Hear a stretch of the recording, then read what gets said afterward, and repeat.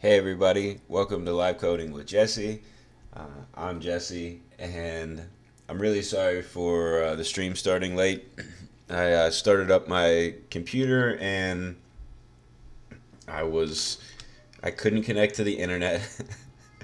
It said there were no networks, which I was connected on all my other devices, so that was weird. And then once I did get connected, I realized that like I was logged out of everything and had to use like my two-factor authentication to get back in. So sorry about that. But now we're up and running, and it's been a while. So hey everyone, sorry it's been so long. Things have been a little bit wild for me lately. I've been speaking at some conferences, and all the talks that I've done are available. So um, I guess if you want, let me know. I could give you some links to those.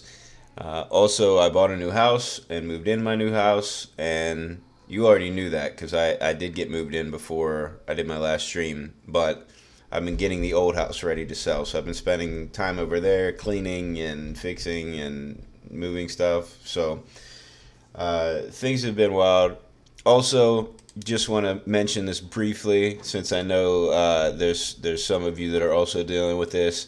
My depression got a little bit rough lately, and when I get real depressed, then it's hard to do anything, let alone live stream. So, want to be totally honest and say that was also part of the reason why I haven't been streaming lately. Just super hard to get up in the morning when you're like that, you know. But I think I'm getting better now.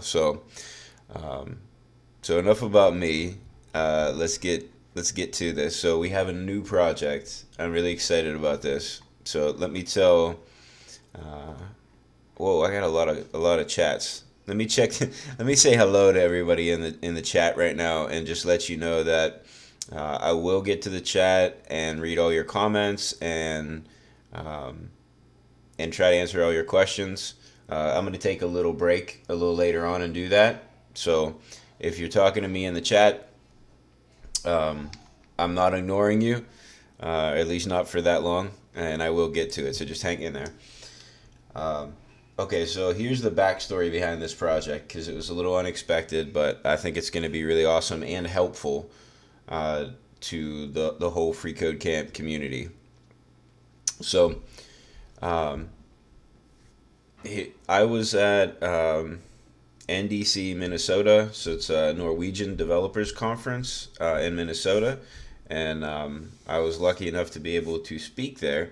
And I gave a talk about React Native and using React Native Web, like we were doing with this last project that's going to be just on pause slightly. So I'm not abandoning that project. I'm just pausing it to work on something which I think is more important right now. So after the talk, Gwen Faraday, who's a big contributor to freeCodeCamp, um, she came up to me and was talking to me about React Native Web, and she's been working on a React Native curriculum for freeCodeCamp. So if you haven't checked it out yet, on freeCodeCamp.org, there's a ton of lessons on all different types of coding. It's primarily JavaScript based, but you can learn a lot of stuff on there. So anyway, we already have a curriculum about React and Redux, but we don't have React Native yet. So she's already built out this amazing curriculum on React Native, but there's one problem. You can't easily run React Native in the browser editor. So if you haven't seen it before, let me just show you how this works. I was going to explain it to you, but now it seems like I could just show you and it would be so much better. So let's see if it'll let me sign in quickly. There we go. All right, so we'll go to the curriculum. This is um, available to everybody, right? So I want to see one that already has stuff written in it so we can see how it works. So let me go back here and I'll just go to one that's really easy. I think the cat app is here. Alright, this one's super easy to understand. Hello world goes here. So you write your code here. You could write, you know, whatever you want. Let's put an H2 in here. Right? So this part is your code editor in the middle. And then over here, it automatically shows what you're writing. Right? Now, HTML is easy because this is a browser and browsers run HTML. And even regular React is easy because it's just a JavaScript framework. It runs in the browser. But React Native is different because React Native is designed to run primarily on mobile devices. Right? So you can't just do this and have it work over here. So that was the issue. So Gwen and I tried to work on that at the conference and see, like, could we get this to work? And there didn't seem to be an easy way to do it. So I said, well, why don't I try to do this as part of my live stream? Because I think this would be kind of a cool thing to work on. Because I think some of what we were doing in the last project will be helpful here, namely React Native Web. Right? So React Native Web takes React Native code and changes it into code that the browser can read. And that's exactly what we need here. Okay, but there's one issue and that's the one we need to fix, right? Is that with React Native Web, sorry, just noticed my camera was like cutting off my head. But with React Native Web, like, we're running that on our local machine, right? We have like Webpack going and all that. So there's things that we have locally that we don't really have in the browser. So that's the technical challenge that we need to get around. All right, so hopefully that wasn't too long of an intro. And if it's still confusing, I think it'll be less confusing once we get into it. So fortunately, someone else has already done a lot of the work for this. There's an open source project out there that we can start with and try to figure out how we can adapt it to work with freeCodeCamp. Okay, so that's the place that I think we should start. So let me get the URLs. React Native Web Player. All right. So I'm going to go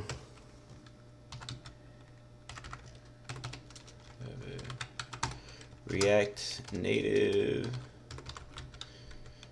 Web Player. Okay, so there is a project on GitHub.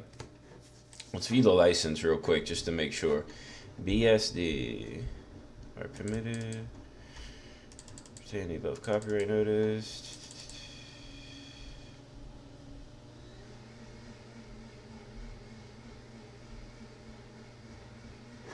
All right.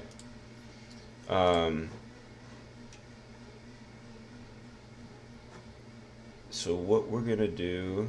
Sorry, I was just checking out the license. Sorry, I didn't explain that. I wanted to make sure the license was not restricting us in terms of like not being able to use this. So this is BSD license. Redistribution, use in source and binary forms with or without modification are permitted, provided the following conditions are met. So we got to keep the copyright notice.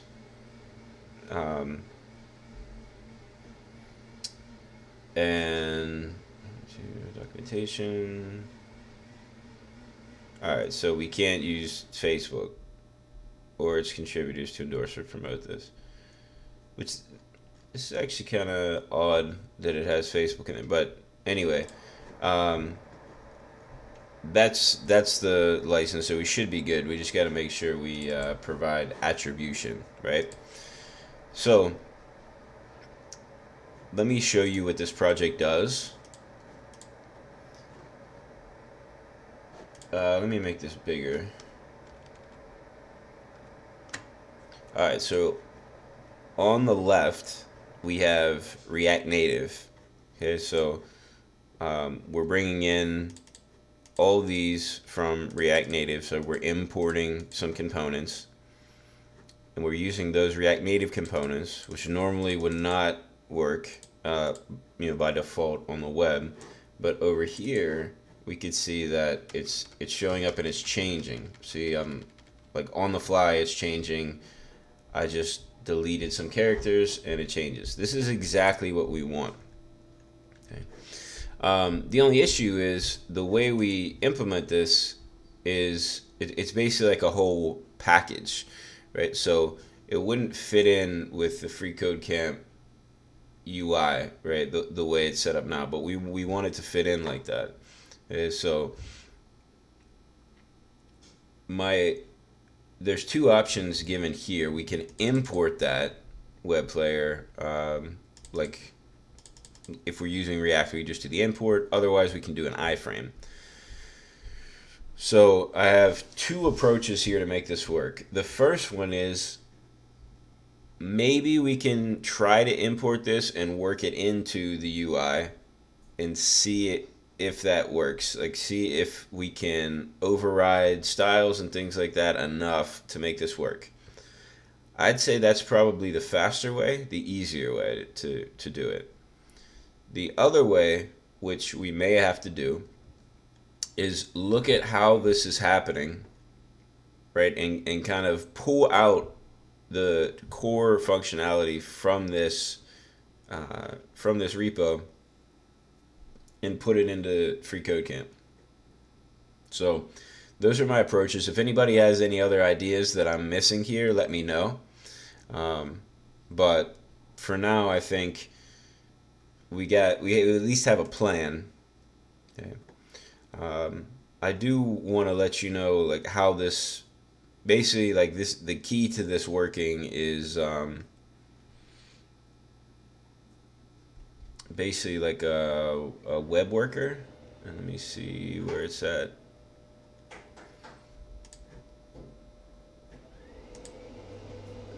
No, that's sorry. I don't know why I opened the dist. Components, continents. Is this it? So I'm not gonna go through here. I don't know which file. Is it the Babel worker? Yeah, this is it. I was right in front of me the whole time. Okay, so a web worker is like it's a file in it's a JavaScript file that runs in your browser, but it's almost like a separate. I don't know if this is exactly the right term, but it's almost like a separate thread, right? That you can run things in. So like you send stuff to this file, it can do computations and then send it back to the browser. So I believe that this type of thing, right, being able to transform things on the fly, this is the key to how this is working, right? So if we need to pull functionality out, it's going to be some of this stuff. Okay, but like I said, hopefully we can get it to work the other way around. So now let's check out the actual freeCodeCamp repo. Actually, let's check out Gwen's.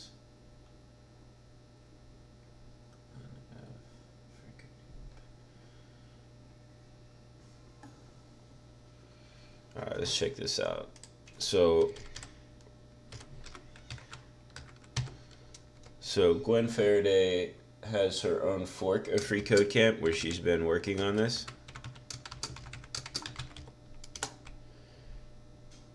And that's where we're going to work from because that's where she has all her updated stuff. So let me make sure I'm there. I'm on the right branch. So let me, once I get it to the right place, I'll copy and paste the link so you all can check it out as well. And let me copy and paste the React Native web player link for you too. I'm going to have to update the description to this video with all the links later on, so hopefully I don't forget to do that for everyone watching later. Okay, there is a React Native branch here. So React Native challenges. Alright, so there's two of them. Let me make sure this is the right one. Yeah, React Native challenges. Okay. So I think the React Native Challenges branch is where we want to go off of. Okay. And so let's see. Here is the full link. I'm going to give about maybe like 4 more minutes, and then I'm going to take a break and answer some questions in the chat. Okay. So let's find our curriculum and challenges. English, and these are the React Native challenges. Or, I'm sorry, these are all the challenges, and we're going to find the React Native ones. Okay, so this is a separate, at least right now it's organized like as this whole separate section. So it's section 10. And let's find one class component. All right, let's find this class component one. Let's see if this will be a good one to try. Okay.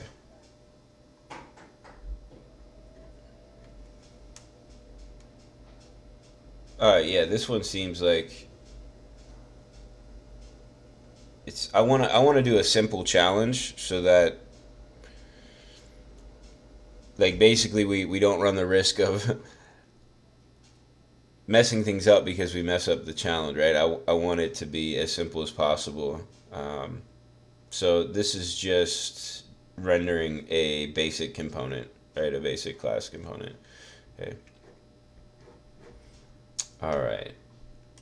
And we can run this. So we'll definitely need to run this project. So I'm going to open this up, set another tab so we don't lose this one. And hopefully we'll go to the directions here. When you go to work on like a repo you've never worked on before, you should always check out the documentation first, like the README, and there's usually some sort of instructions on how to get started. Did I miss the contributing? There we go. Here's the contributing. So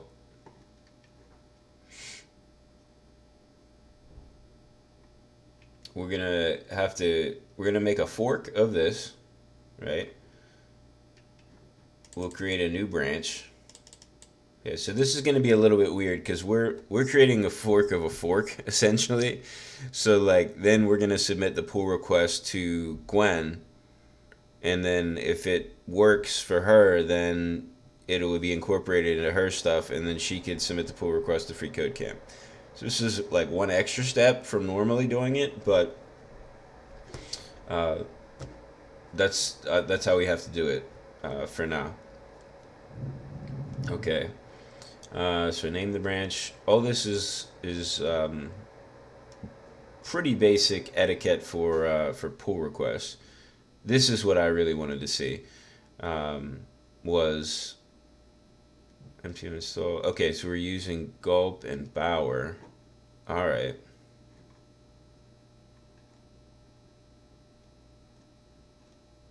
Okay, and we're gonna have to do the database. Okay, there's going to be some cool setup that we'll have to go through here.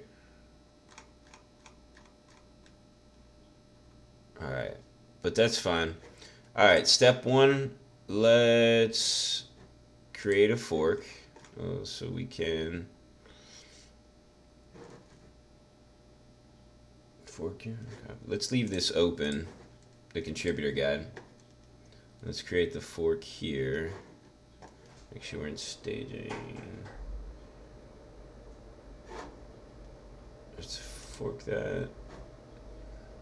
Hey, I already forked freeCodeCamp? Alright then. I want to fork. I don't think I forked it from Gwen's though. Actually, this might be a good. I don't know if you can fork based on the branch, or if I could pull down a branch.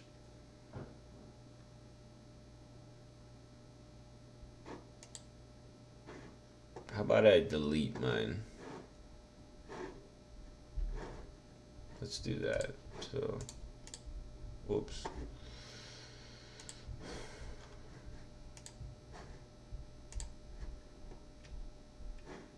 I forked this a long time ago. I don't even want to mess with updating it, so I'm just going to delete it.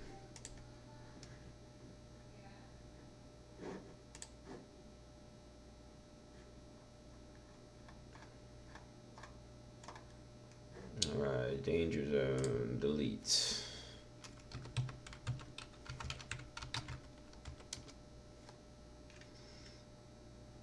Alright.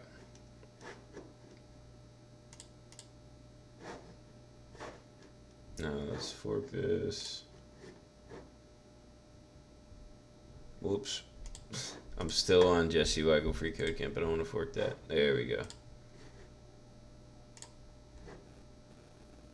Alright, there we go. Alright, so while that's forking, now is a great time for me to stop. Well, I guess that was really fast. But I do want to go back to the chat. So I said I would stop and go back to the chat. So I'm going to stop now, answer some questions in the chat, and then we'll get back to this. Next step is actually pulling this down and getting it running. And yeah, I did want to verify that we have that. See, because this is forked from Gwen's and not directly from freeCodeCamp. So we have all of Gwen's stuff. Okay. Alright, there's a lot of people saying hello, so hey everybody. Good to see you this morning. I'm gonna skip through a lot of the hellos though because there's so many of them. Just gonna give one big hello to everyone.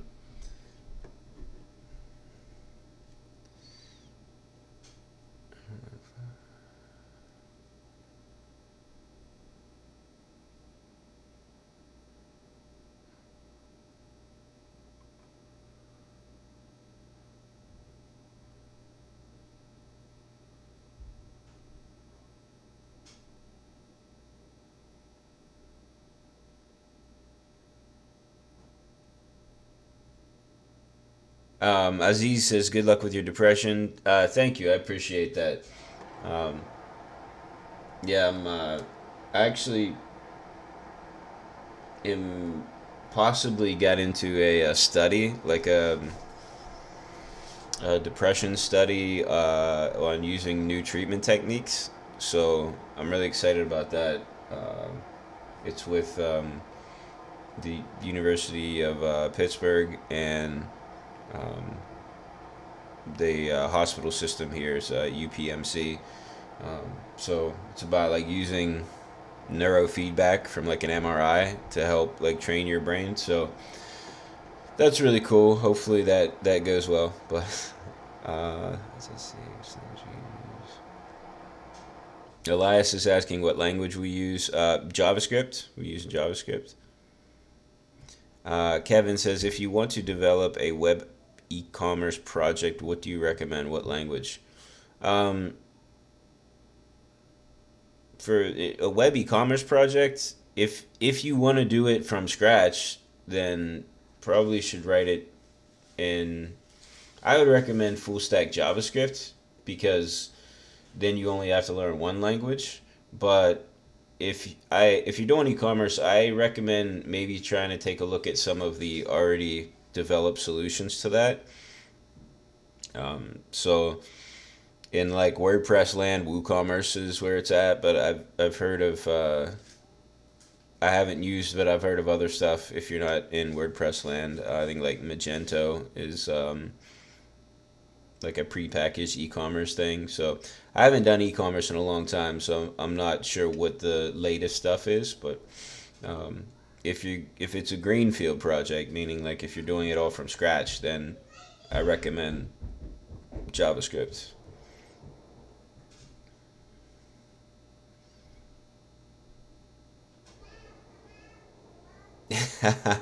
Kellen says, I want some of that smoothie being made. I didn't. I have headphones on with music playing, so I didn't hear it. But I'm right below the kitchen. I'm in the basement, and my wife was probably making smoothies. So, yeah, so you probably heard the blender going.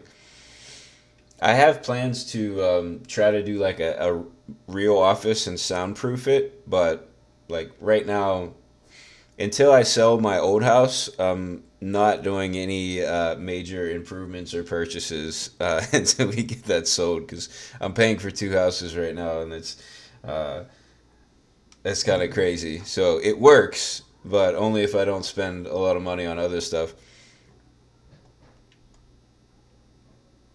Amon says, "Have you tried Expo Web?" I haven't tried the latest release, but I did get it working before it like officially became in the last Expo release. So I have tried it, but not the latest version, I guess. I'm really excited about it though. I want to try to update what my project at my regular job uses it. So I want to try to update to the latest version of Expo, hopefully sometime this week, and try that out.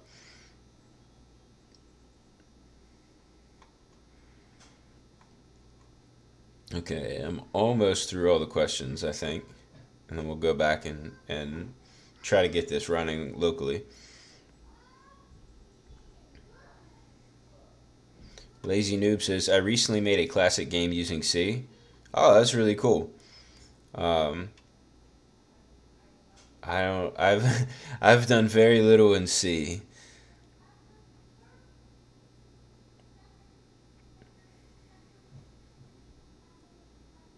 Oh, Jason says, "How's it going, Jesse?" I said, "Hey" to you at Stir Trek in between sessions. Hey, how's it going? That's awesome. Stir Trek was a great conference, right? Like, if you've never heard of Stir Trek before and you're able to go to conferences in the U.S., I definitely recommend it. It's in Columbus, Ohio. They hold it at a movie theater, so all the talks are in the theaters, which is I never thought about it before, but a movie theater is actually a great venue for a conference because it's already set up for people to have comfortable seating. There are big screens, like it's perfect. Um, but it was a great conference, and there we all watched Avengers, the new Avengers after. Apologies for the yawns. Okay. Yale Brown says, "Is that the Chrome extension to use GitHub Dark Theme?" It is, yeah. So if you notice, my GitHub probably looks different than the normal GitHub. Normally, GitHub is has like a white background, but I'm using this GitHub Dark theme. So I'm using Tamper Monkey. So Tamper Monkey is a Chrome plugin that lets you run JavaScript on a website. So basically, it'll just like match the URL of the website and say like when you're at this URL, run this JavaScript. So I'm using a pre-made script called GitHub Dark, and then I'm pairing that with Tamper Monkey to be able to run it. And so every time Tamper Monkey detects that I'm on GitHub, it runs the GitHub Dark script and it changes the theme for GitHub. Um, you don't have to use pre-made stuff. You could build your own scripts. Like it'll work. But I prefer dark mode, so that's why my GitHub is dark.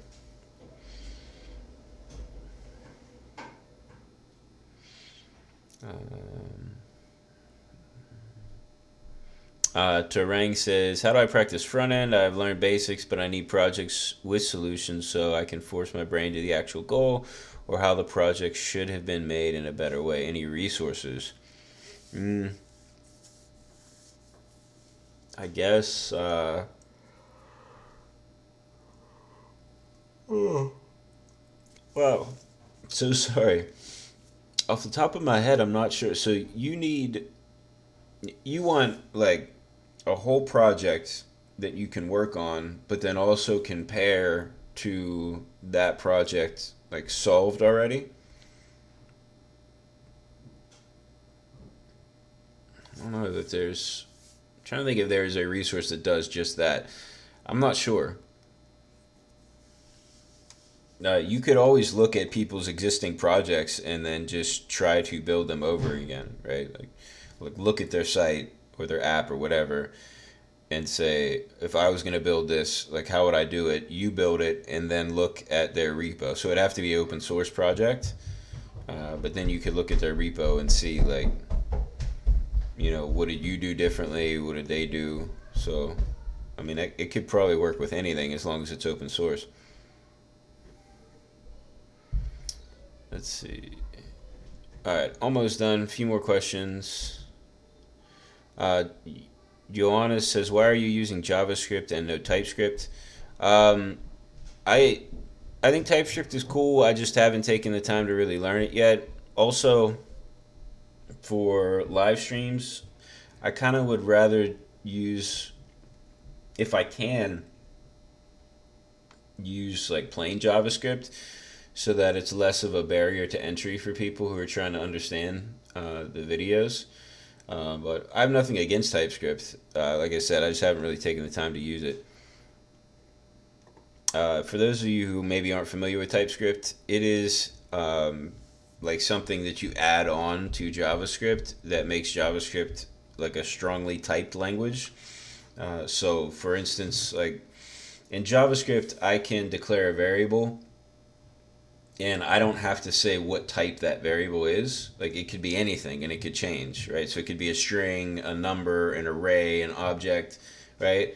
In other languages, at least in some other languages, you have to say what it is. So like in C sharp, I can't just say my variable is whatever. I have to say, like, I have to declare it as that. So I can declare it as an int if I want an integer, and I declare a string if I want a string, and then that thing can only be a string or an integer, right?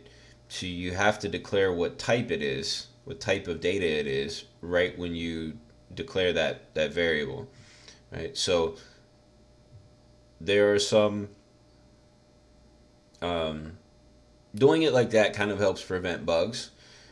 So it does have its advantages. So that's what TypeScript does for JavaScript. There are other advantages of TypeScript, but at the core, that's what TypeScript does.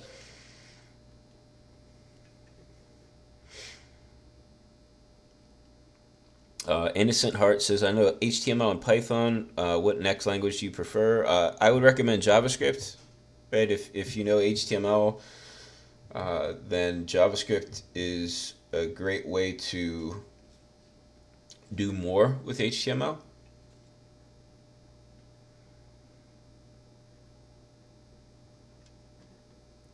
Month says, "Enough. Now let's get into coding." All right, the coding is coming. Let's see. Salrav says, You just skipped my question." All right, I didn't see it. Where's Saurav's question? Saurav, why is this editor used for? Is that the question? Oh, I don't understand exactly what the question is, Saurav. So, which editor? The freeCodeCamp one? Maybe let me know what you meant by that, and I will definitely answer it. Alright, so now that we have a fork of this, so basically now that we fork this, it means like we own this fork of the repository, we can push to it, right? So we're not directly making changes to somebody else's repo, right? Let's see. Source is native React. React Native is a way to use JavaScript to build mobile apps. So what we're trying to do, Saurav, is make an in-browser editor. So you can, while you're in a normal web browser, type in React Native code and then see what it would look like displayed on the screen. Okay, so we want it to have the same behavior as the other freeCodeCamp lessons, but with React Native. Okay. All right, so I'm going to take a break from the chat for a little bit and get back to this. So we want to clone this repo. So we go to clone. I have SSH set up, so I'm going to use the SSH. If you don't, you can use HTTPS, right? And now I'm going to go to, where's my, I guess I'll go to VS Code. Whoops, and it opened on a different screen. Let me open new window. New terminal. Sorry, I'm trying to get this over on the right screen here.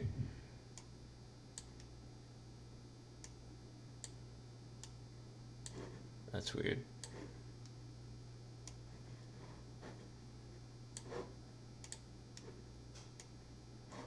There we go. Okay, so now I got it on this screen. So I have my terminal open in VS Code. Hopefully I'll make that a little bit bigger and that'll be easier to read. Alright, let's see where we're at. Where the heck am I?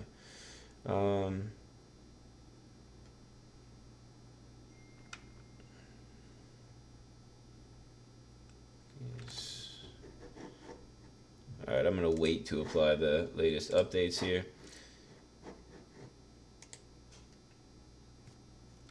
My documents. I should have a projects folder, but I guess I don't.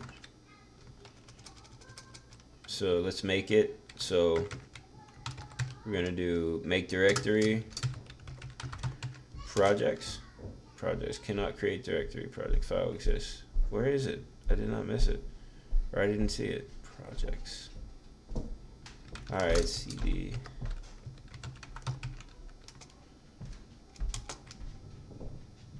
That's really weird. Am I missing that? Like,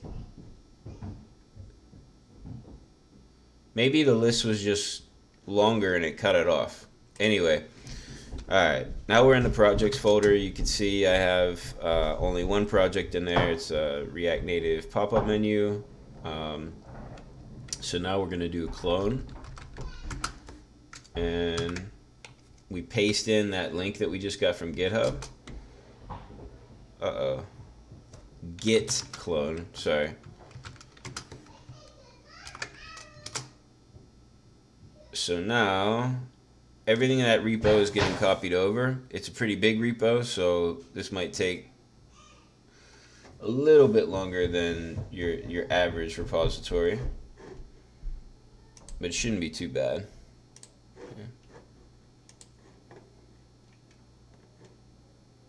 Oh, this comp sci guy says it's in the second column. Oh, I didn't even see this column over there. Wow, good look. I was totally not. Maybe because these were so long, I didn't even notice this column. Good look.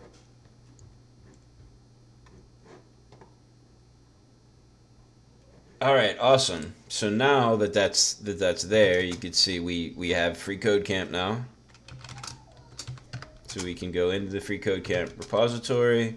See, you have all this stuff in here. So since we have our package JSON, we can install all that. But let's make sure we're doing it right. So let's go to our. Whoops. Where am I going? There we go. Let's go to our contributing and take our steps.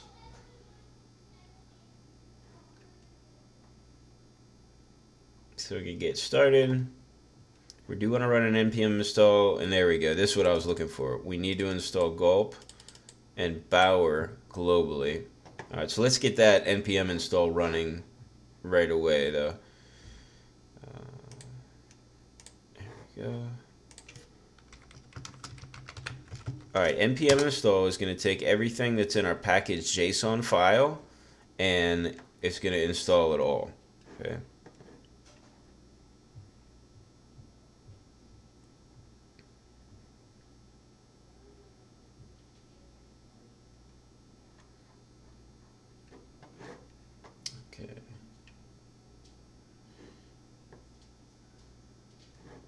And I can probably open another window here and do the install for the other ones, right? So we're going to do gulp and bower.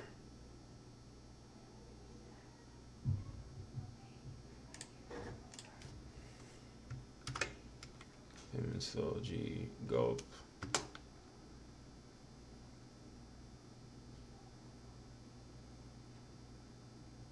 Great. And then now let's do bower. So gulp is like a task runner. Before Webpack became big, gulp was kind of the thing. To let you do things like minify your files, run a like a local server, like on localhost, like run Babel, concatenate things, minify.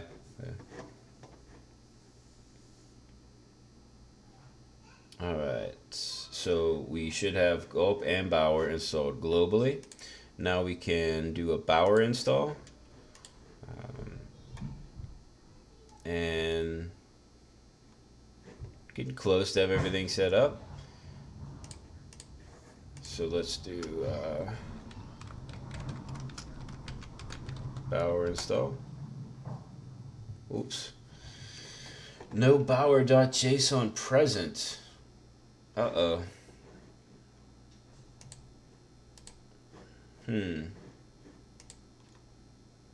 Is there supposed to be a bower.json?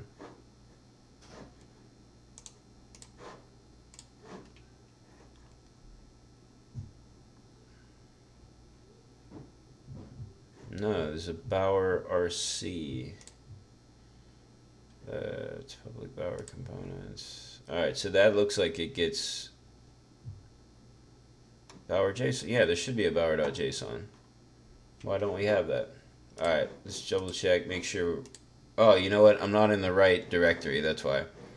So see, this one opened me up in the parent directory. So let's cd projects,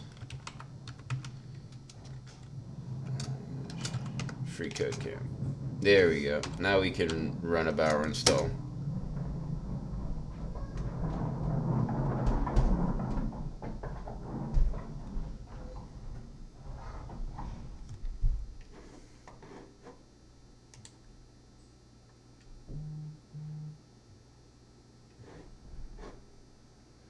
It says Ramasami says video is not viewable on mobile. Is anybody else having trouble on mobile, and why is it not viewable? Is the font too small? I can fix that for sure. Just let me know. Tutory Dean says, "Hey, I subbed. Awesome, thank you." Oh, and by the way, so since the last time I streamed, freeCodeCamp's YouTube channel hit 1 million subscribers, which is amazing. So thank you all so much for subscribing. And I'm a subscriber too to freeCodeCamp. But I just think that's insane. When I started streaming, I think we had like 150,000. So the growth has just been amazing. I'm so happy that so many people are using freeCodeCamp and learning how to code. Okay, it looks like the font is too small on mobile. I could probably bump it up like maybe one more before it starts to get crazy. Oh, you know what? Actually, I see my face is covering this up, so I'm not going to do anything on this side anymore. I'm going to do all my commands over here on the left side. So hopefully the little bit bigger font works as well. I'm just afraid if I go too big, then there just won't be enough on the screen to even make sense. Alright, cool. So I think that's everything installed that we need. Let's go back to our contributing file. Contributors guide. That was weird. I don't know how I got all the way back up to the top. Okay, so private environment variables. Create a copy of the sample M and name it as .m. Populate it with necessary API keys and secrets. Alright, so not all the keys are required to run the app locally. That's good because I don't have any of the keys.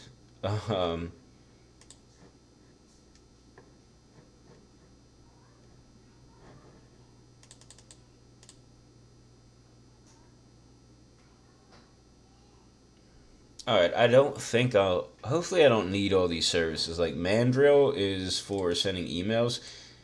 I doubt I need that, right? We're not sending emails. Um, we'll probably need the Mongo stuff.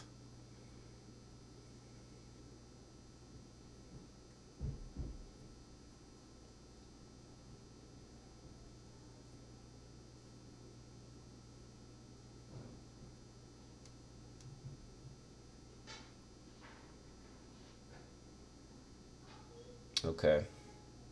Alright, so we need, let's check out our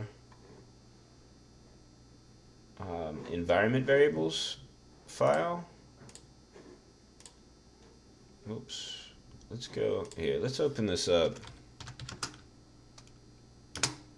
So since we're in the freeCodeCamp projects folder, we could just type in code and then a period, and that opens up our project like with the folder there. Let's update later. So basically, like we're already in there. We have everything. If I open up a new terminal, it's going to be already in that folder. So I like doing it like that. I could have like tried to navigate directly through there, like through the UI, but I prefer to just do it on the command line.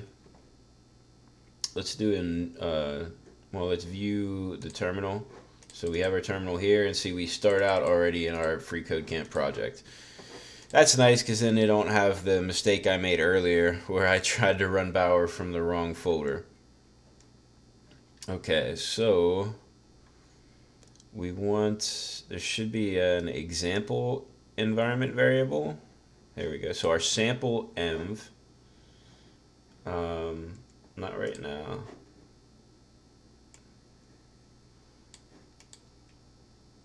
Okay, so we have a lot of environment variable stuff here that I don't think we'll need. Right, so Blogger, yeah, Trello. Yeah, I do not think we will need any of this stuff. Hopefully, no. This is probably all for the login, like login with Google, login with GitHub stuff. And then if you do sign up, like you get emails. So it's the only thing I think we'll really need is this.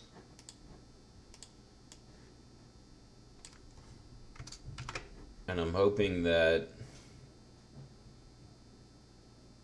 this will be default for when we start this up. So let's make a .env file for our environment variables. So we can make a new file like this and just call it .env. And now I'm going to paste that and hope that I don't need the other things just to get this to run. Now looks like we need a command to run this. Where are we at? Back here. Let's see. Okay, so we're going to start the Mongo server, mongodb, and then we're going to do npm run only once. I'm going to copy that, and then we'll start it with gulp. So first things first, let's start the Mongo server. And it says to start it in a new terminal. So let's create a second one, make this a little bigger. I'm going to do it here on this side since we probably won't need to look at it, and that way it doesn't matter if my face is covering it up. My son Ambrose just walked by. Hey Ambrose. Hi, Dad. Alright. I'm doing a live stream, buddy. Okay. Alright. He's decided he's going to ride his scooter down here. Okay. MongoD. Oh no, I need Mongo, don't I? Actually, let's see.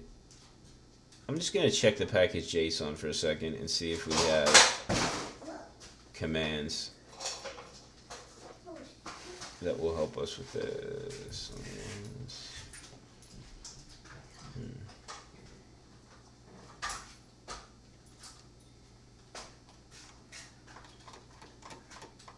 I guess I'm going to have to install Mongo. Alright, that makes sense, obviously. I need to install Mongo. I should have, expected that. You'll be able to log in. What you can ignore, you'll be able to log in whenever you may get these keys here. Probably should check out. Yeah, I don't want that. I don't want those keys.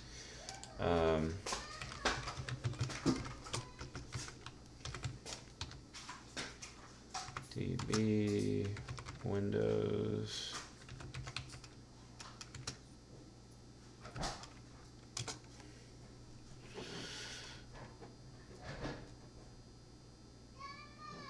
There we go. Okay. So you notice I skipped by like the YouTube video and the blog. I do recommend, like, if you're gonna install a tool, like, check out that tool's documentation, their official documentation first. If that doesn't work or if it's confusing, then you can go to blogs and videos. But you're gonna get the most up-to-date information from the documentation. So check that out. All right, let's see.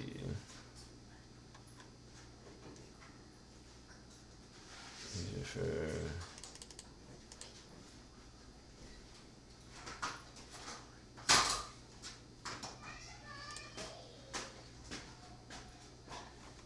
command line.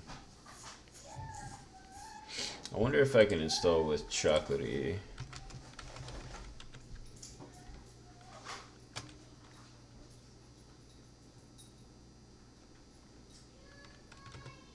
Chocolatey.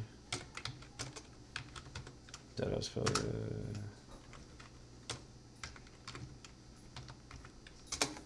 Chocolatey is a package manager.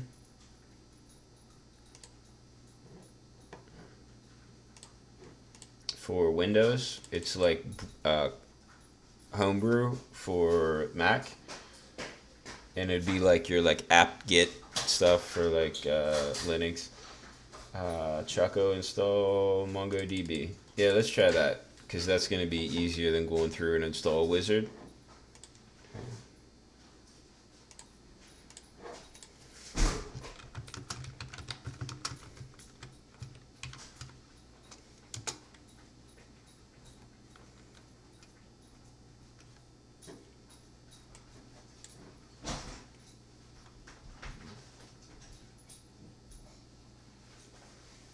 Oh, you know what? I need to run it from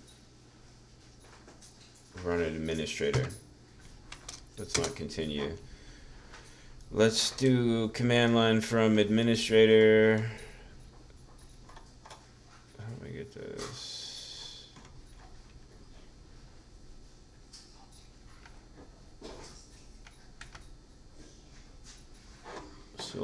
So it came up on my other screen, but basically all I'm doing is selecting the command prompt, run as administrator.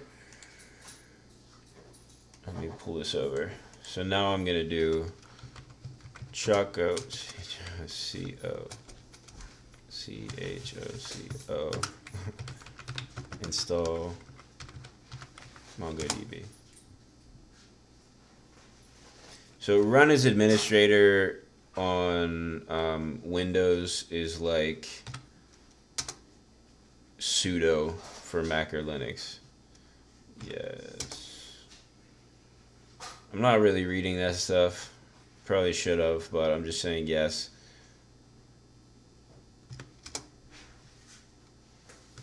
Sure.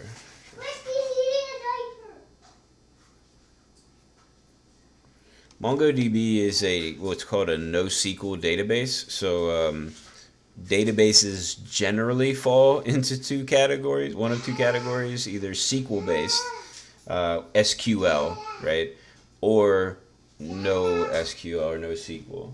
What's up, buddy? Oh, no. Whiskey. Don't eat that diaper. I guess it's too late. He pretty much tore it up. I don't know why there was a diaper sitting down here though.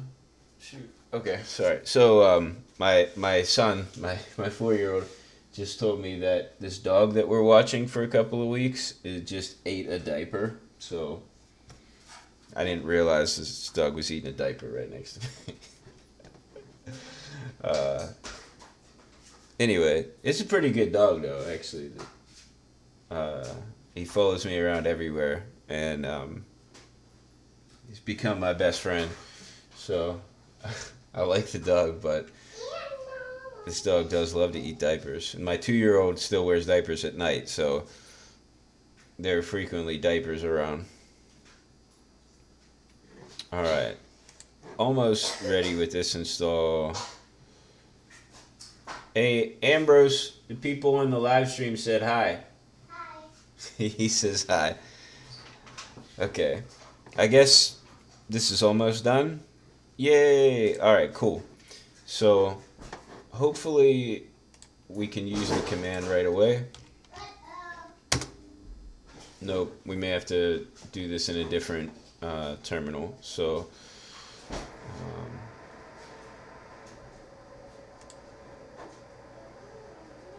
let's do this real quick. Let's shut that down. And, oops.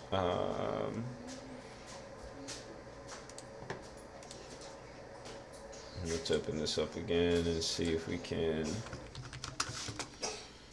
Sometimes when you install something new, you need to restart it before you can use any new commands.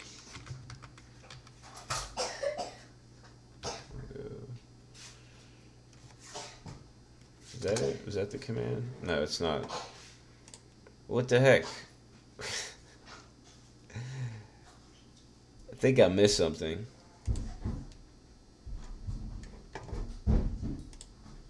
Let me check the chat because maybe one of you saw what I missed.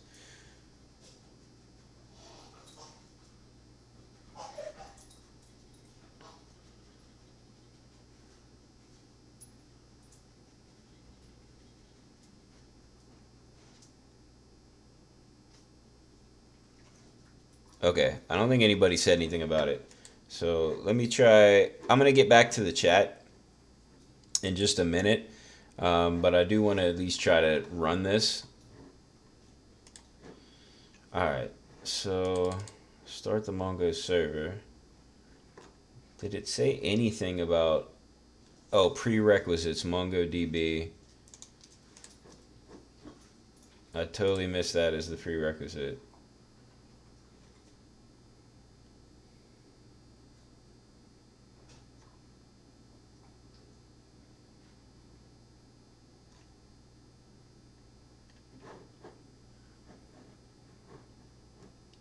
Learn.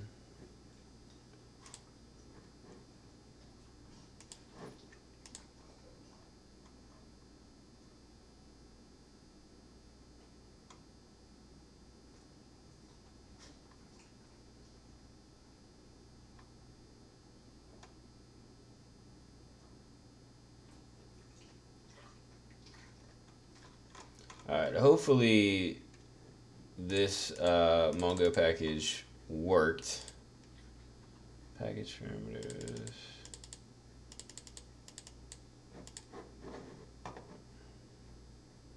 And we don't have to install some other way.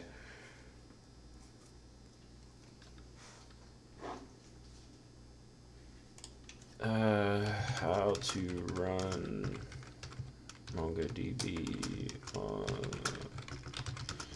command line.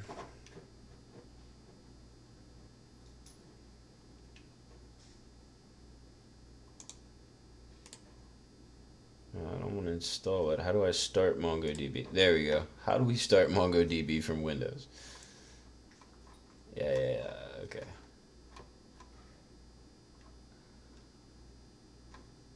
Enter the command, MongoD. Okay, so MongoD is the command even on Windows.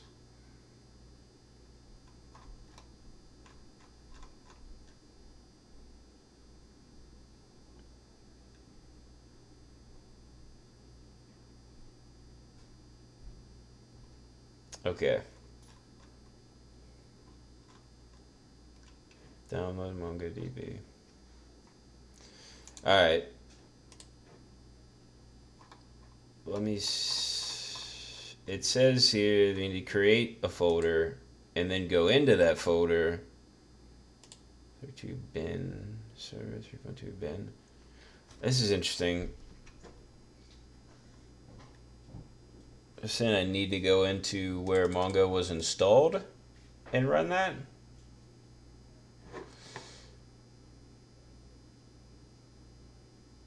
Okay.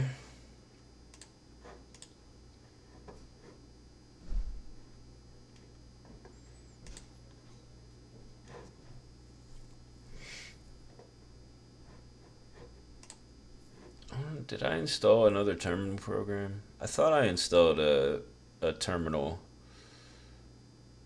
for Windows. I guess not. Oh, okay. Show no Windows command, or you can add the location in the path.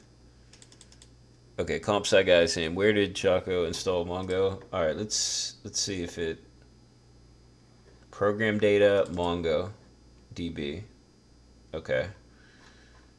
So you thinking maybe if we go into that directory, we can run it from there?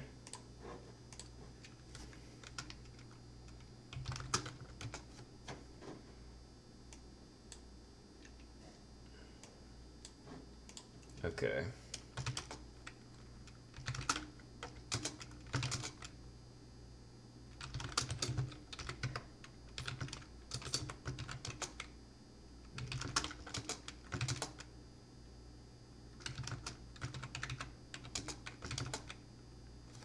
Shouldn't I have program files in here?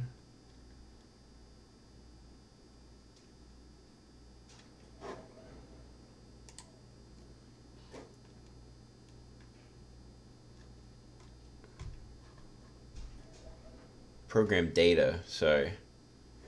Program data. And where the heck is program data?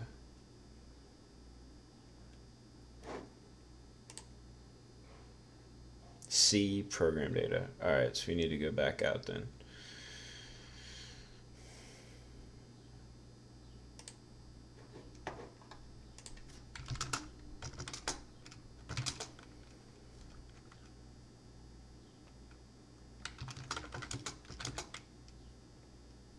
There we go, cd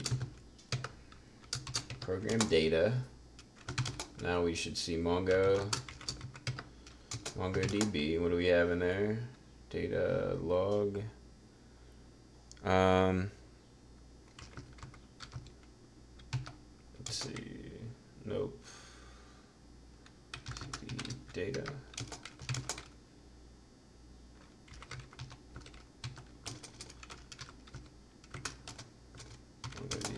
Nope. cd-db. Whoa. Okay.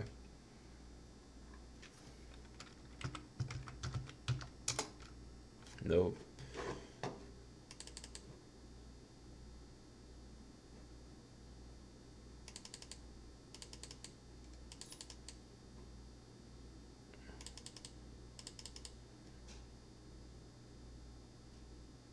Temp Chan says, I guess the binaries are installed inside C program data chocolatey.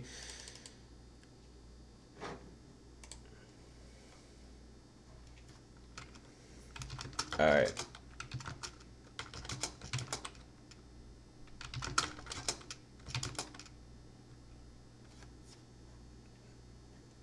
Okay. Alright, if you're not familiar at all with the command line, cd is how we traverse directories, so change directory. Let's see what we have here. Choco.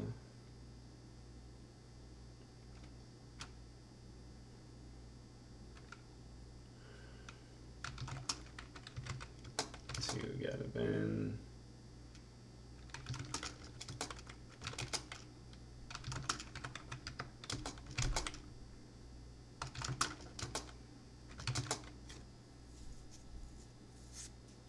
I don't know where all the chocolatey stuff is.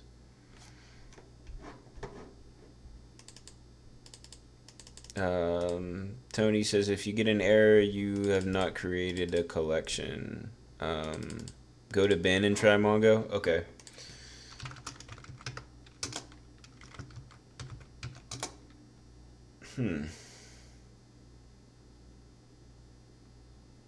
Comp size guy says it's interesting that although VS Code is a Microsoft product, they still use a Bash terminal. You can Bash is an option, so I've set Bash as my default, but I don't think it's the default on Windows. The only other thing I could think of is shutting down VS Code completely and reopening. It has happened to me frequently. Yeah, don't save. That when I install something new, I can't use it with VS Code until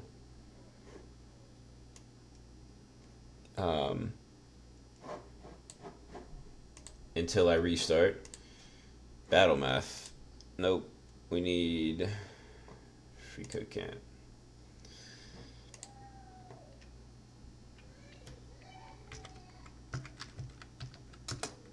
Okay. Yeah, definitely can't do that here. What do we have? Comic config seed.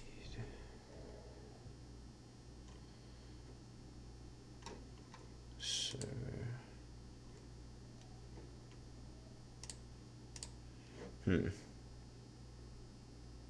Try running Mongo. Okay. No, not Mongo. Alright.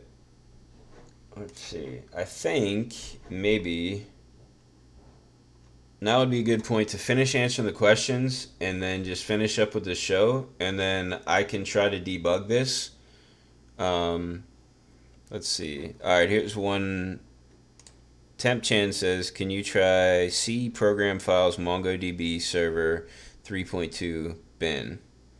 Try that. Alright, let's try that. I'm going to open another one so I don't totally lose my place.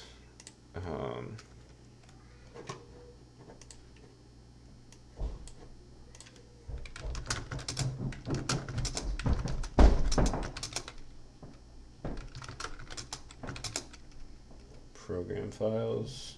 Okay. Do you want to do program files or was it program data? All right, we'll go to program data. Or I'm sorry, program files.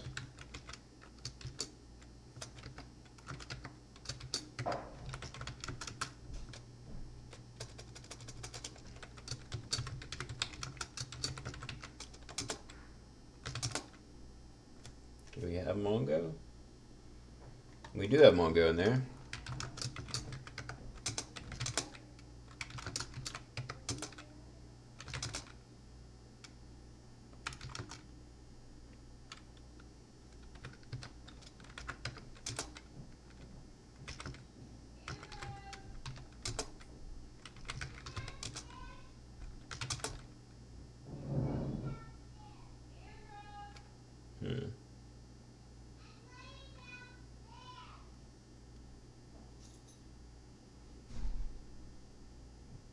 All right, Andreas says you have to add the binaries file at path system. Okay. So should be able to do.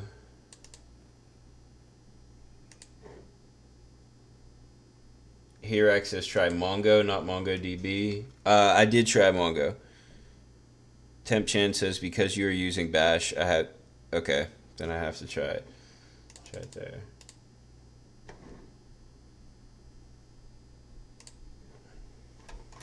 Did I try Mongo as well on here? Mongo. Okay, yeah, I did try them on there. Bash needs to have mongo.exe. Okay.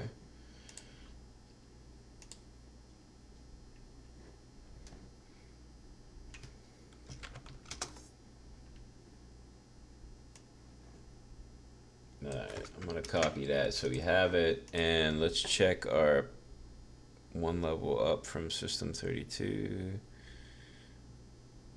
says you may have to use the command prompt to use MongoDB, not the Bash. Yeah. I was going to see if I could add this to path. CD.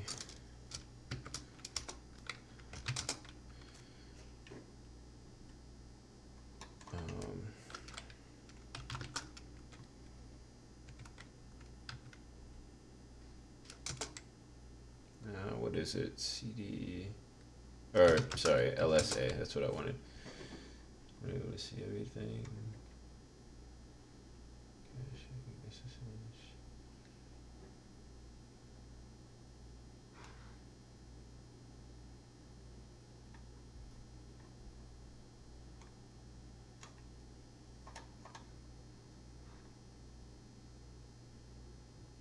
Okay, so temp chan is saying bash don't work, so I have to go back to the command prompt then.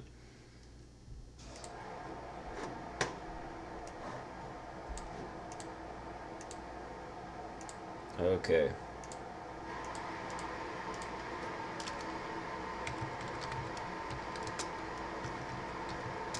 Alright, I just want to check that.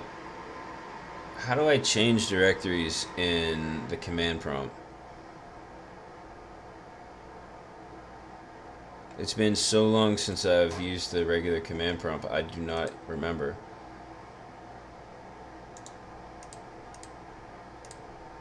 It's CD directory. Why did that not work for me last time? Oh, LS is what didn't work for me. Sorry. Alright, CD. I should be able to CD into program files. Let's go mongodb, and then what was the next one? Server 4.0 bin. Okay.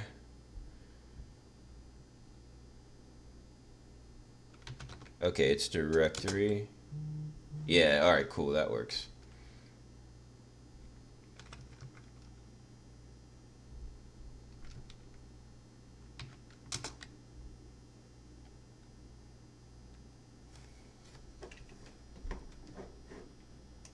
Alright, well, we got something now.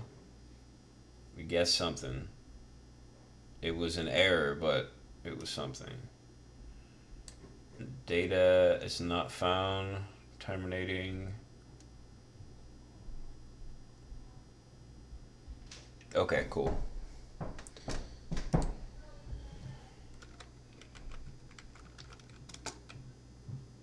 What's this?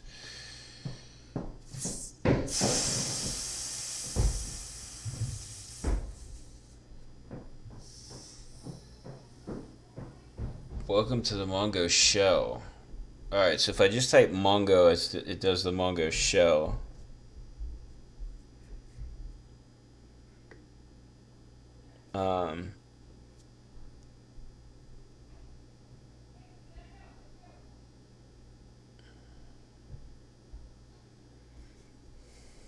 Alright, looks like CompSci guy says sent a link. Need to create a data folder. Talks about it in the docs. Says now run mongo.exe.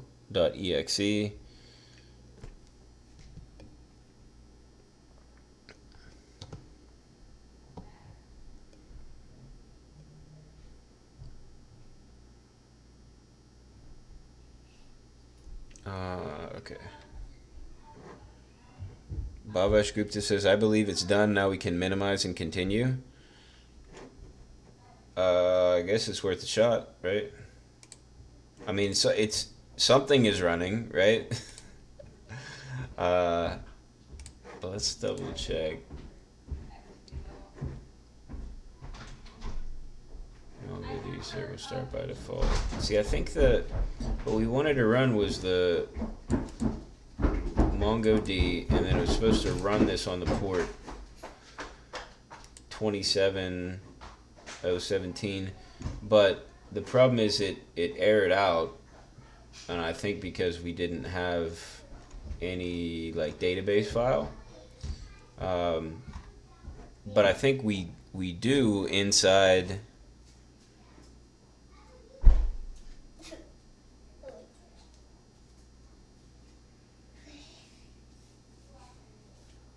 Okay, so we need to give it a path, the database path.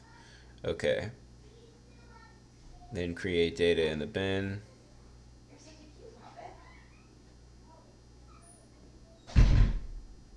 I need a data location for the Mongo server.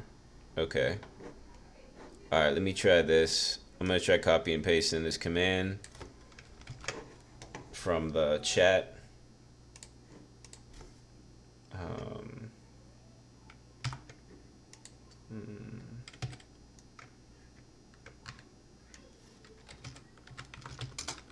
There we go. I like that. It said bye to me. Okay. Oops. I guess it did not work when I tried to copy that command.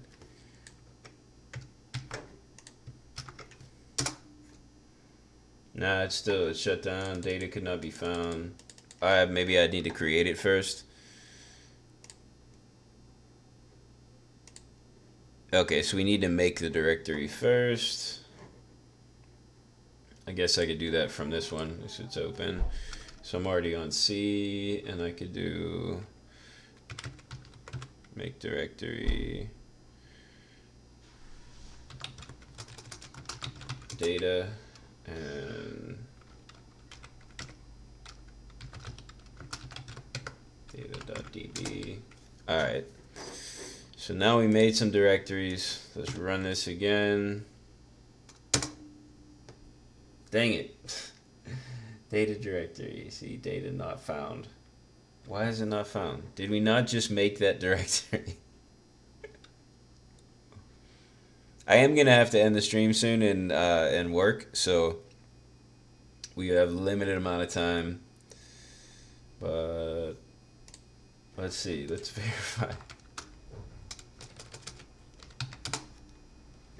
that we did actually just make this, right? Yes, we have data. What is my present working? Oh, that's because I'm not in the C. I thought I was already out. I guess not. There we go.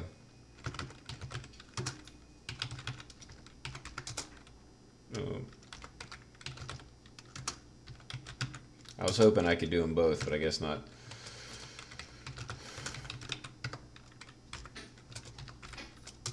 Alright, my mistake. Let's see if it works now. It worked. It worked, right? Oh, Temp Chan noticed that I made it in the wrong directory. Sorry I didn't see that. That was definitely the problem. Okay, cool. So this worked.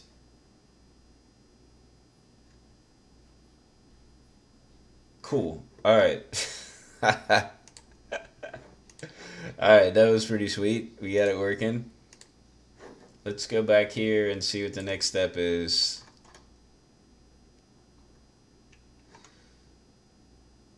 Oh, this is the NPM run only once to seed the database. Alright. FreeCodeCamp project. Actually, let's change the branch while we're here. Git checkouts. React Native challenges. There we go. Ah, come on.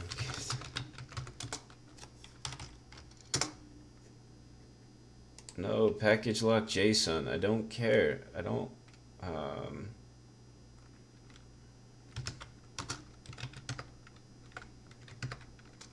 Just gonna get rid of it, and then now we'll go.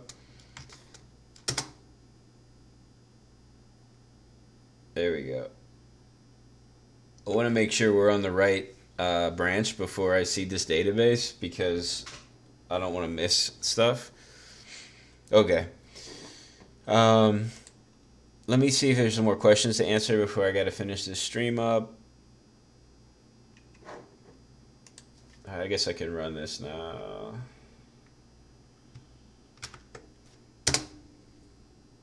No. All right. Something did not work.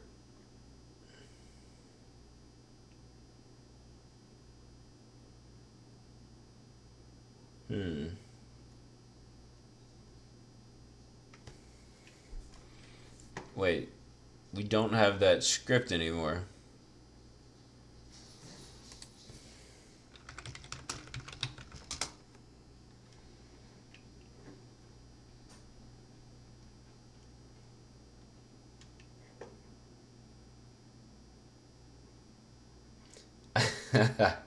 I think on this branch a lot more changed than I thought. I don't think we even have that, right? Yeah, we don't have that anymore. Dang it. All right. Now's a great time, I think, to work on it, but not a bad session. We had a lot of nice troubleshooting here, um, which troubleshooting is a big part of being a developer or an engineer.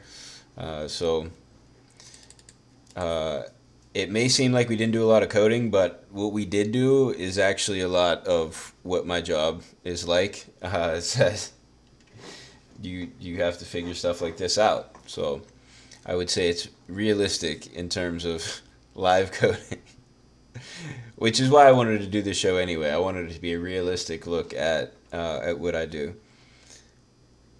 All right. I think I found where I left off. Apologies if I end up missing a question here.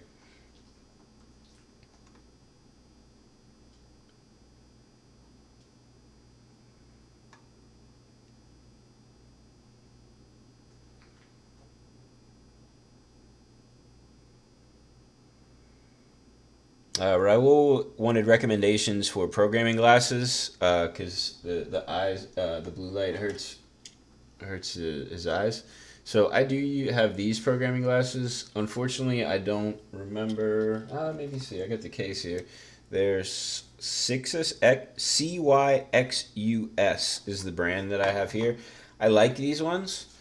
I have another pair at work. I can't remember what brand they are, but they're smaller. Like the lenses are smaller.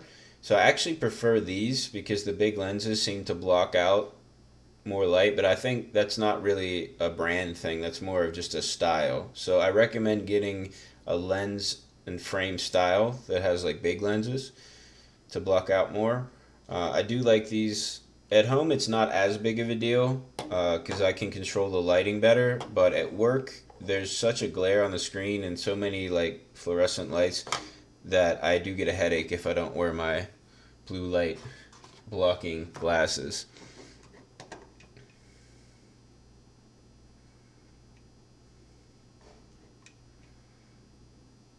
Let's see.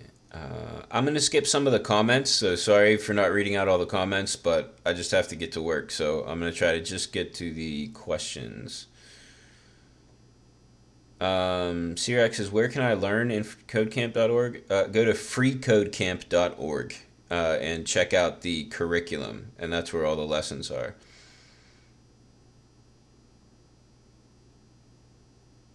Um, Someone has an impronounceable name, so it says, I was wondering if you could help me, give me some idea to start a project as a web dev. I'm stuck on learning. Oh, there's so many different things you could do to start a project. It's hard to say. There are websites that have lists of like potential projects you could do. So I would try searching for those websites, and then you'll get a ton of good ideas for projects. I don't know what the URLs are for those sites off the top of my head, unfortunately, but it shouldn't be too hard to find. Um, on Wagba Collins. I'm really sorry I mispronounced your name. Let me know how should pronounce it. It says, is there a terminal plugin for Sublime? I don't really know because I've never used Sublime. Any Sublime users out there know of a terminal plugin?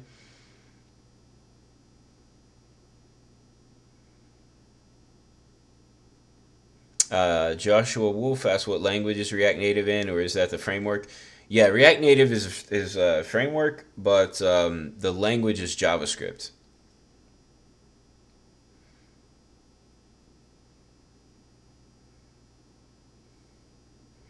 Zach asked if this was the baby math game still. No, we're taking a break from that to work on something for the free code camp curriculum, but we're going to come back to that. And fortunately, there's been the part of the reason why I felt kind of stuck with the baby math game was I wanted to use Expo to run it on a mobile device, but Expo didn't support React hooks yet.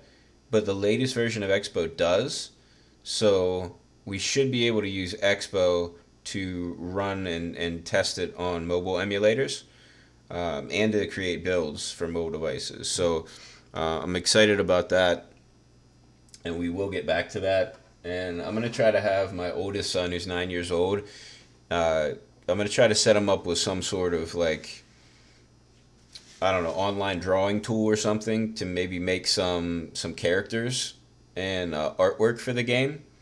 So that might be cool. See what he comes up with. We got a question about React Native versus Flutter. Who will win? I have no idea who will win, really. It's hard to say. I mean, React Native has been out there longer, so I guess it already has a bigger user base. Sorry.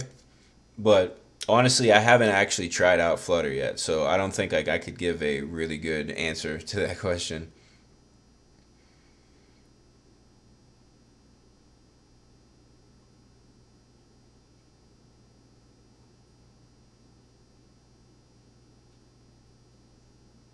Josh Wolf says, "Can you really use this to make Android apps?" You can definitely use React Native to make Android apps.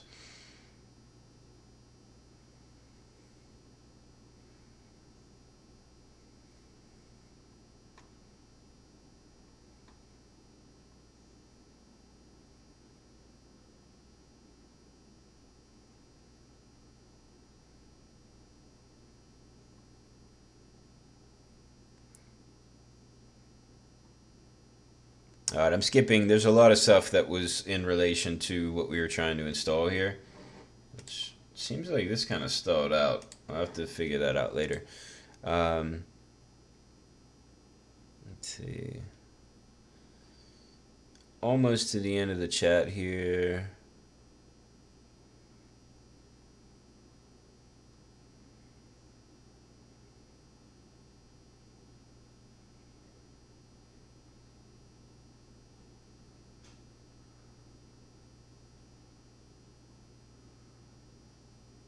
Rustum says, which computer can you offer for programming but not iMac? So I guess recommendations.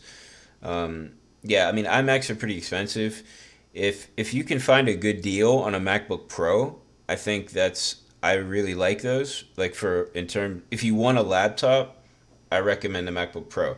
If you want a desktop though, you I personally think that you will get more power for your money if you go with a Windows computer and try to basically get your custom build for what you want. Like I switched to Windows Desktop for live streaming because my MacBook Pro could not handle it, and it ended up being way cheaper to get what I needed with a PC than it was for a Mac. In particular, I needed a powerful processor with as many cores as possible because from what I read, that would help the most with streaming. And to get that in a Mac would be very expensive.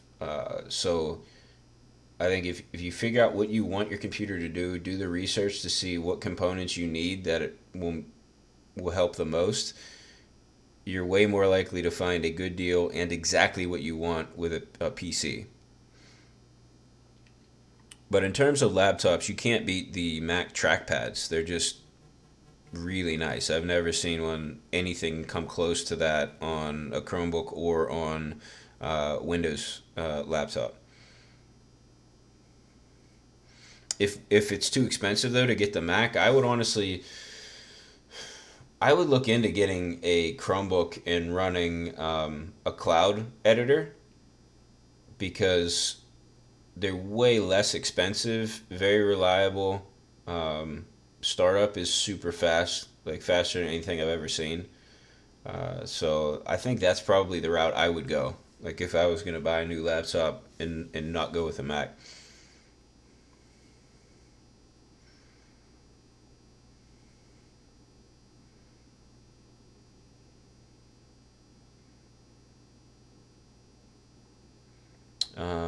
I lost my place. I'm sorry.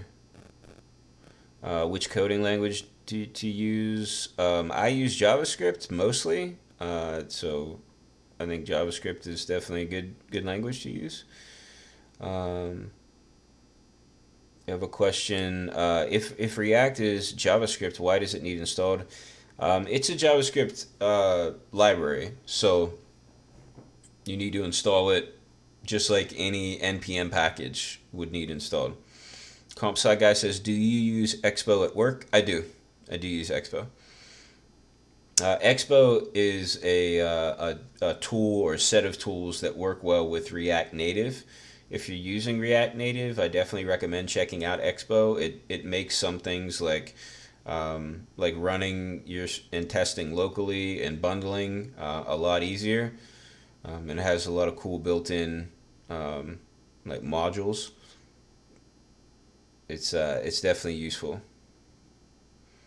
M Marketing wants to know what language to use to build a Facebook-like website. I If it were me, I'd use JavaScript because that's what I'm best with, right? But you could probably build something similar with almost anything. Um, it does seem to make sense to use like React, um, since React is a Facebook thing. That kind of seems fitting if you're trying to build a Facebook clone.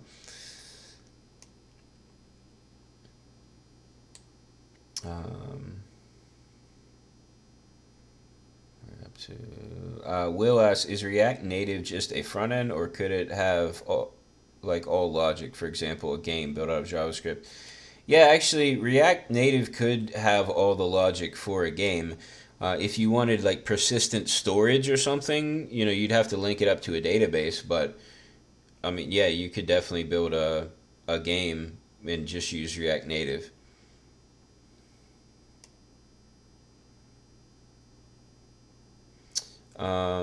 Let's see. I keep losing my place. Sorry. The scroll, the scroll with my mouse is a little bit rough here. Um, you know what? Let me see if I can pop this chat window out and get a little bit nicer experience here.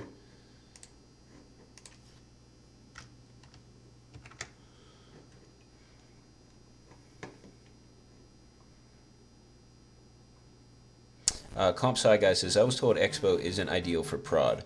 You know what? We're not in prod yet at work, so I'm not I'm not sure about that. Right now, we don't have any like short-term plans to take the mobile version into prod. So I don't really have to deal with that yet. When I get closer to that, then I'll have to decide whether or not I want to stick with Expo for doing the prod bundle or just use regular React Native. But I'll keep that in mind though. I haven't heard anything one way or another though. Creative Girl says, "Hi, I am starting to learn JavaScript. Do I need to start with vanilla JavaScript? What do you think about jQuery? Any JavaScript books to recommend? Which framework is best?" Thank you. It's a lot of questions. One, yeah, start with vanilla JavaScript. That's always good to know. jQuery is not bad to learn. There are a lot of jobs where you need to use jQuery because a lot of sites are built on it. If you want to build brand new sites, though, I would recommend not going with jQuery and maybe trying to do vanilla JavaScript or maybe a framework. Which brings me to the framework question. I personally like React, but there are other frameworks out there that are used for a lot of things. So Angular and Vue seem to be pretty popular as well. Um, but certainly that's up to you. They all have their strengths and weaknesses. Any JavaScript books, check out the series called You Don't Know JS. I believe you can read them for free. I think they're all up on GitHub. And then there's also a book called Eloquent JavaScript, and there is an online version of that available for free as well. Those are definitely great places to start if you're learning JavaScript.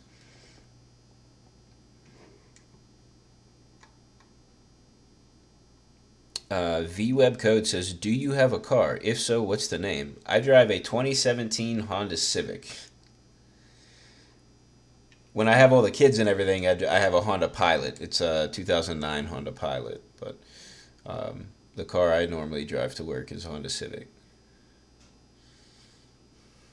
I want to get a Tesla one day because they're just really cool, but they're expensive, so that's not going to happen anytime soon. Um, let's see.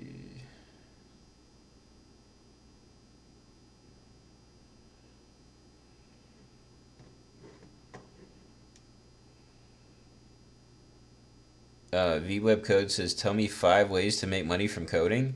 5 ways? I don't know. I mean, you get a job, build websites, sell your websites. Like I don't know. Anybody up with that? Charlie Swagger says, "Hey Jesse, Windows and Linux have a big issue in React Native iOS development, and no one uses Expo in industry." Okay, that's an interesting take. I'll have to keep that in mind for Expo. I do know that there are issues with iOS development. I usually develop on a Mac, so it's not really an issue for me. Um, Obviously, like when I'm streaming, I'm using a PC, so that's going to limit us if to do things like that. We'll have to stick with Android, but um, you know, in terms of my job, I have a Mac, so that's not going to be an issue for that.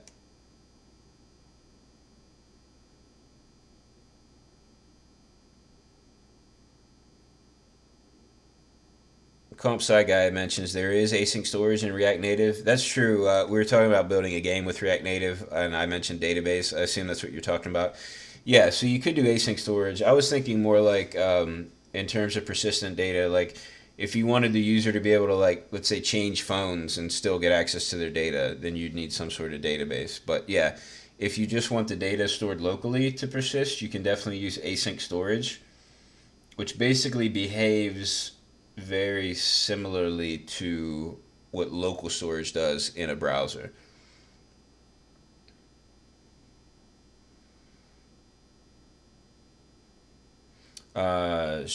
Sharangi Sony says, "Hey Jesse, I'm almost completed with React. Now, what are the steps like Redux? What are the next steps like Redux, Component API, Flux? I don't know these. Um, if you're almost finished with React, I'd say the next step is build stuff with React. If you find that you need help with state management, check out Redux or like Context API or something. My thing, if you know React, just start building. As you find you need something else, then learn that other thing. But you could build a lot of cool stuff with just React. So that's where I would personally would go next.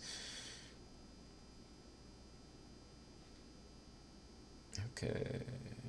And marketing says, which language is basic to coding?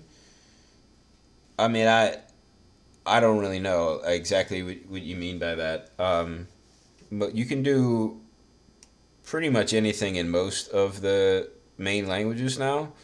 Um, so I don't know if there's one that is like the basic coding language.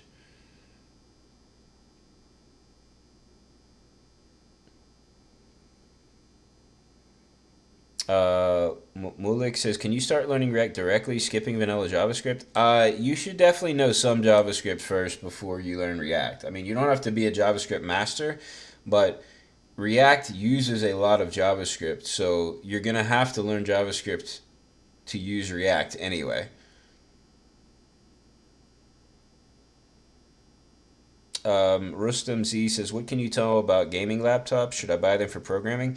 I've thought about getting like gaming PCs and laptops for programming before.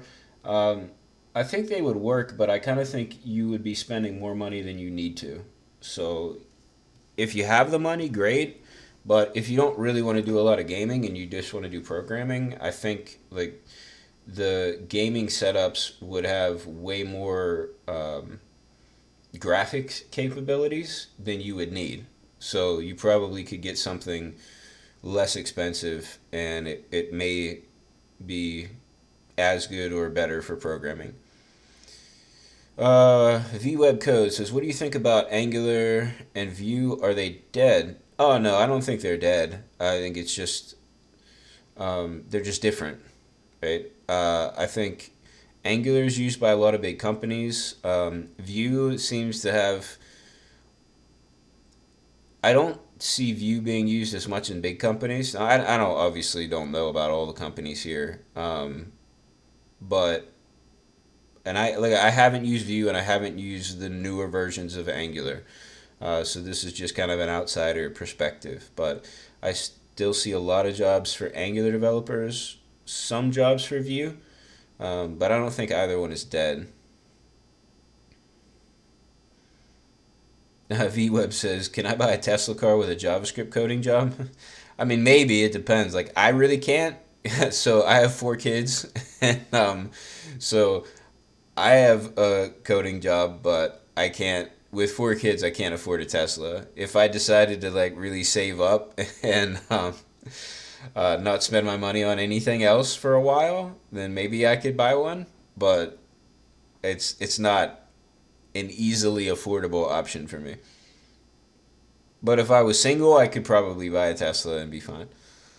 Not like the Roadster, but like the cheapest version of the Tesla. Let's see. All right, cool. So I've gotten through all, if not most, of the questions.